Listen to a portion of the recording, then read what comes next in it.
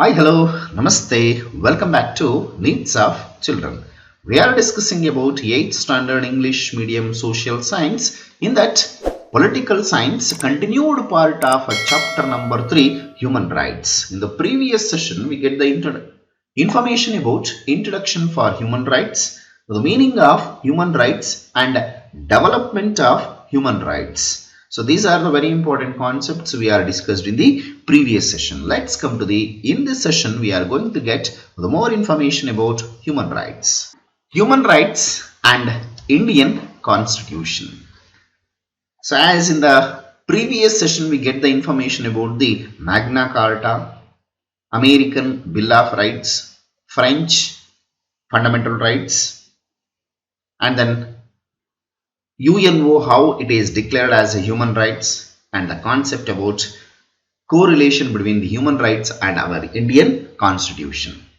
The Declaration of Human Rights by the UNO is discussed in the preamble and fundamental rights, the part of Constitution. In the preamble, equality, fraternity and freedom are discussed. So this is discussed in the part 3 of the Constitution from the articles 12 to 35 under the fundamental rights. So as it is, the Declaration of Human Rights by the UNO is discussed in the preamble as well as the fundamental rights, the part of our Indian Constitution.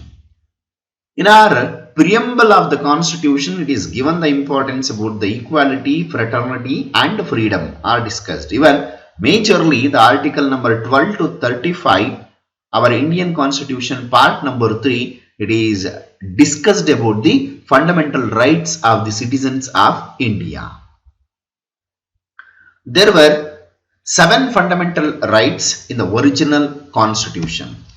But later, by the amendment of 44th amendment of our Indian Constitution in the year 1978, the right to property was taken out of the fundamental rights and included under the article 300A as a constitutional right. Under the 300A, the constitutional right, it is included in our constitution.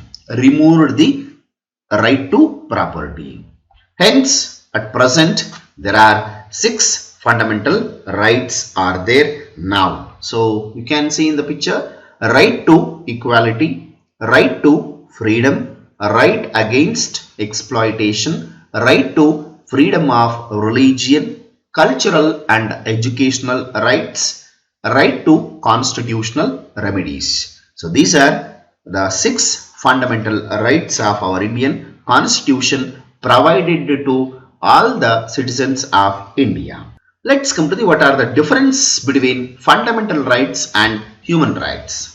Human rights are universal in nature and are necessary for the holistic, healthy development of human beings. So they are universal and necessary for the holistic development of human rights. These uphold the dignity of human beings. These human rights are upheld the dignity of human beings. Even in case of their violations are not protected by the court of law. If any human rights are violated, no one be questioned and not protected by the court of laws. But when come to the part of our Indian fundamental rights are ensured by Indian Constitution. Their violations are addressed by the Supreme Court and High Courts. In case any violations a particular citizen of a country, he may get the protection from the Supreme Court or High Court.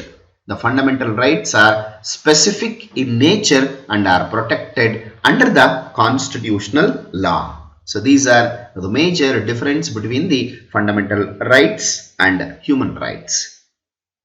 So here are some of the very important institutions of human rights for the protection. The UNO held meeting with all the members of states in the year 1966 and has directed all the members of states to remain committed to protection of human rights. So, and it is in that meeting highlighted it is your responsibility to protect of human rights to all the members of the states or countries of UNO. An International Human Rights Commission is formed at the international level. As supportive to this, our Indian National Human Rights Commission and State Human Rights Commissions are framed at a national level as well as state levels. So let's come to the which are those some of the very important National Rights Commission and State Rights Commission, how they are working, what are the important role, how they are providing as an institutional human rights protection. We are going to get more information. Among that, National Human Rights Commission. National Human Rights Commission is a constitutional body. It was established through legislation in the Parliament in the year 1993. So it's a commission of a constitutional body, and it was established through the legislation in the Parliament in the year 1993. It is a watchdog of human rights in the country. National Human Rights Commission, it is considered as the watchdog of human rights in the country. It is a multi-member body. It has a chairman and 4 members. The chairman should be retired judge of the Supreme Court. Those who are retired from the Supreme Court judge will become as a chairman, and remaining 4 members should be either the current judges of the High Court or retired judges are to be appointed as 4 members for the National Human Rights Commission. And 2 members should have a practical knowledge of human rights will be appointed. So the commission has also 4 ex-official members. The commission has also 4 ex-official members are the members of the National Human Rights Commission. And the chairman and the members are appointed by the President of India. The chairman and the members are appointed by the President of India. Their tenure for 5 years till the attainment of 70 years of the age or whichever is earlier. The term of the chairman, it was 5 years. In case if it is their attainment of 70 years, which one is earlier, it will be. The term is 5 years. They receive remunerations as fixed by the central government. The commission has been mandated to function independently without prejudice and interference. Without any prejudice, so predetermined thoughts and even any interference, any influence should be, the members has to be work under the National Human Rights Commission. So that is the information about the Human Rights Commission, National Human Rights Commission. Let's come to the State Human Rights Commission. As for the Human Rights Law 1993, the State Human Rights Commissions are established at state levels. They take the human rights violation cases. The State Commission has 1 chairman and 2 members. Among that, the chairman should be a retired judge from the High Court. The members should be either serving High Court judges or retired judges, or should have served at district courts for at least 7 years. They are appointed by the governor.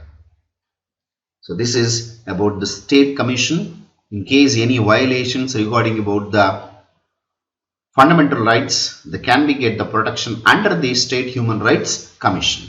And here are some of the very important national commissions for a particular category wise.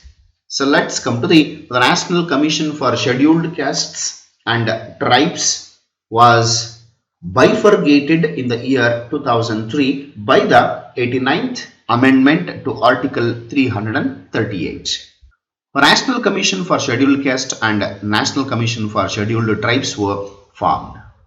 The National Commission for Scheduled Caste has 1 chairman and a vice chairman and 3 members. They are appointed by the President of India. The Commission addressed the issues of aristocrats, aristocities, atrocities on scheduled caste people. It also identifies the violation of human rights against such people and provides relief to them. The Commission has also provides needed information and statistics to the central government and state governments to plan various programs, especially for the benefit of SC, ST, scheduled castes and scheduled tribes. Even separately for National Commission for the Scheduled Tribes. The National Commission for Scheduled Tribes came into existence as per the 89th Amendment in the Constitution in the year 2003. The article number 338A. The Commission has one chairman and vice chairman and 3 members. They are appointed by the President of India. Its functions are similar to the National Commission for Scheduled Caste. And next, for the National Commission for the Backward Classes. National Commission was founded in the year 1993. It has one chairman and 4 members. The Commission protects the rights of especially for the backward classes, OBC. And the next, National Commission for Women. In order to protect the rights of the women, the National Commission for Women was formed under the law in the year 1990. The Commission has one chairman and 5 members. It sensitizes the women on their constitutional rights. It also studies the status of women with respect to education, sociological, economical and health of the women. Now, National Commission for Minorities, separately those who are less in number, minorities. The National Commission for Minorities was formed in the year 1992 for the protection of minority people. The Commission has one chairman, one vice chairman. The Commission has one chairman, one vice chairman and 5 members. 6 religious committees have been identified as minorities in India. They are Muslims, Christians, Sikhs, Buddhists, Parsis and Jains are the minorities in India. 6 religious communities has been identified as minorities. The Commission undertakes the study of minorities and takes necessary steps to protect the interest of these minority communities. So these are, and along with these, the central government has implemented many laws for the protection of the exploitation in India. Among that, a Minimum Wages Act. Minimum Wages Act in the year 1948, Prevention of Unethical Activities in the year 1956, Prohibition of Dowry Act in the year 1961, Prohibition of Bonded Labor Act in the year 1976, Sati Prevention Act in the year 1987, Human Rights Protection Act in the year 1993, Right to Information Act in the year 2005, Domestic Violence Prevention Act in the year 2005. So these are some of the very important laws protection from the exploitation central government has been implemented. So that's it about today's session. I hope you have understood till now what we are discussed. In case if you having any doubts the entire lesson of human rights, you can comment in the comment box. I will solve your doubts. I will come back with the next video. Until, keep watching my channel. Thank you. Have a nice day. See you in the next session. Bye bye. Take care.